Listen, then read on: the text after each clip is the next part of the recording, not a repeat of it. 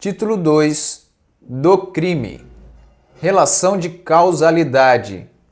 Artigo 13. O resultado de que depende a existência do crime somente é imputável a quem lhe deu causa. Considera-se causa a ação ou omissão sem a qual o resultado não teria ocorrido. Superveniência de causa independente. Parágrafo 1º. Para a superveniência de causa relativamente independente exclui a imputação quando, por si só, produziu o resultado. Os fatos anteriores, entretanto, imputam-se a quem os praticou. Relevância da omissão. Parágrafo 2º. A omissão é penalmente relevante quando o omitente devia e podia agir para evitar o resultado. O dever de agir incumbe a quem, a linha A, tenha por lei obrigação de cuidado, proteção ou vigilância. A linha B, de outra forma, assumiu a responsabilidade de impedir o resultado.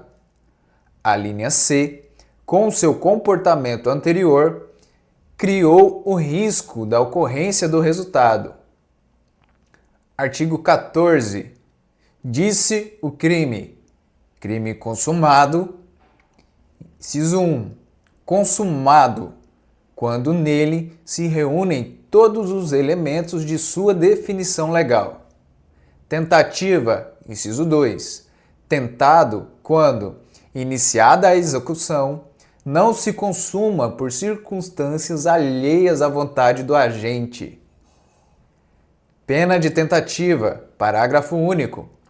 Salvo disposição em contrário, pune-se a tentativa com a pena correspondente ao crime consumado, diminuída de 1 a 2/3. Desistência voluntária e arrependimento eficaz. Artigo 15. O agente que, voluntariamente, desiste de prosseguir na execução ou impede que o resultado se produza, só responde pelos atos já praticados. Arrependimento posterior. Artigo 16.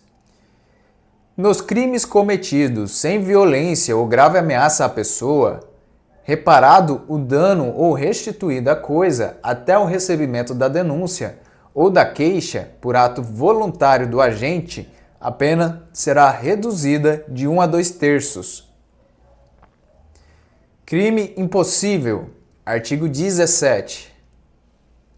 Não se pune a tentativa quando, por ineficácia absoluta do meio ou por absoluta impropriedade do objeto, é impossível consumar-se o crime. Artigo 18. Disse o crime. Crime doloso. Inciso 1. Doloso, quando o agente quis o resultado ou assumiu o risco de produzi-lo. Crime culposo. Inciso 2. Culposo, quando o agente deu causa ao resultado por imprudência, negligência ou imperícia. Parágrafo único. Salvo nos casos expressos em lei, ninguém pode ser punido por fato previsto como crime, senão quando pratica dolosamente. Agravação pelo resultado. Artigo 19. Pelo resultado que agrava especialmente a pena, só responde o agente que o houver causado, ao menos culposamente. Erro sobre elementos do tipo. Artigo 20. O erro sobre elemento constitutivo do tipo legal de crime exclui o dolo, mas permite a punição por crime culposo se previsto em lei. Discriminantes putativas. Parágrafo 1º. É isento de pena quem, por erro plenamente justificado pelas circunstâncias, supõe situação de fato que, se existisse, tornaria a ação legítima. Não há isenção de pena quando o erro deriva de culpa e o fato é punível como crime culposo. Erro determinado por terceiro. Parágrafo 2º. Responde pelo crime o terceiro que determina o erro. Erro sobre a pessoa. Parágrafo 3º. O erro quanto à pessoa contra a qual o crime é praticado não isenta de pena. Não se consideram, neste caso, as condições ou qualidades da vítima, senão as da pessoa contra quem o agente queria praticar o crime. Erro sobre a ilicitude do fato. Artigo 21. O desconhecimento da lei é inexcusável. O erro sobre a ilicitude do fato, se inevitável, isenta de pena. Se evitável, poderá diminuí-la de 1/6 a 1/3. Parágrafo único. Considera-se evitável o erro se o agente atua ou se omite sem a consciência da ilicitude do fato, quando lhe era possível, nas circunstâncias, ter ou atingir essa consciência. Coação irresistível e obediência hierárquica. Artigo 22. Se o fato é cometido sob coação irresistível ou em estrita obediência à ordem, não manifestamente legal, de superior hierárquico, só é punível o autor da coação ou da ordem.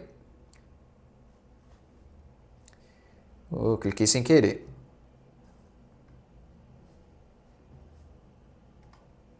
Aí voltamos. Exclusão da ilicitude. Artigo 23. Não há crime quando o agente pratica o fato. Inciso 1. Em estado de necessidade. Inciso 2. Em legítima defesa. Inciso 3. Em estrito cumprimento de dever legal ou no exercício regular de direito. Excesso punível. Parágrafo único. O agente, em qualquer das hipóteses deste artigo, responderá pelo excesso doloso ou culposo.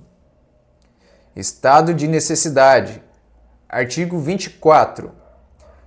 Considera-se em estado de necessidade quem pratica o fato para salvar de perigo atual que não provocou por sua vontade, nem podia de outro modo evitar, direito próprio ou alheio, cujo sacrifício, nas circunstâncias, não era razoável exigir-se.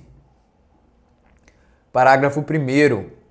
Não pode alegar estado de necessidade quem tinha o dever legal de enfrentar o perigo. Parágrafo 2º.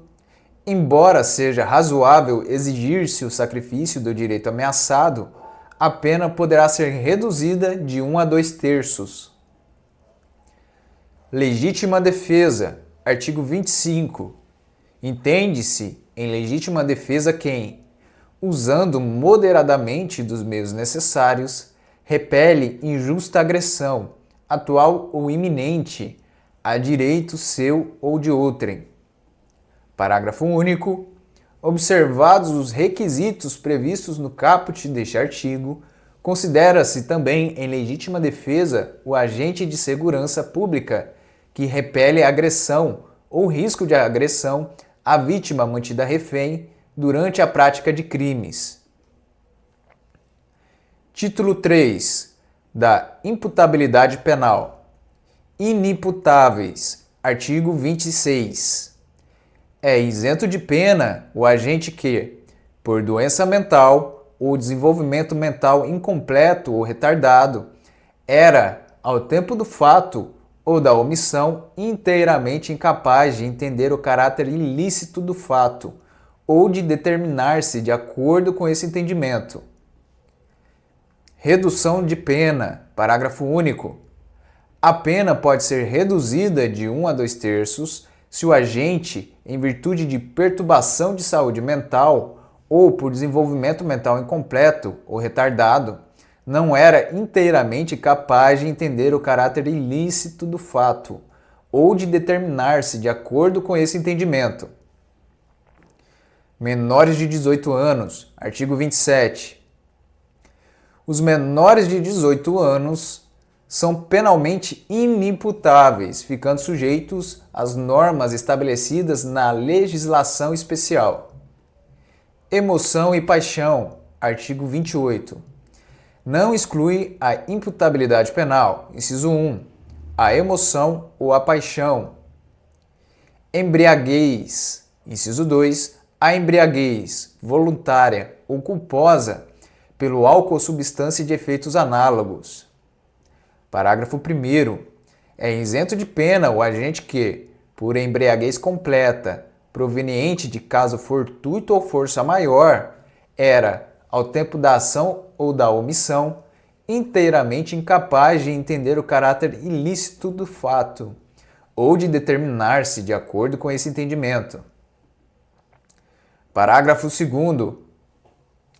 A pena pode ser reduzida de 1 a 2/3, se o agente, por embriaguez, proveniente de caso fortuito ou força maior, não possuía, ao tempo da ação ou da omissão, a plena capacidade de entender o caráter ilícito do fato, ou de determinar-se de acordo com esse entendimento.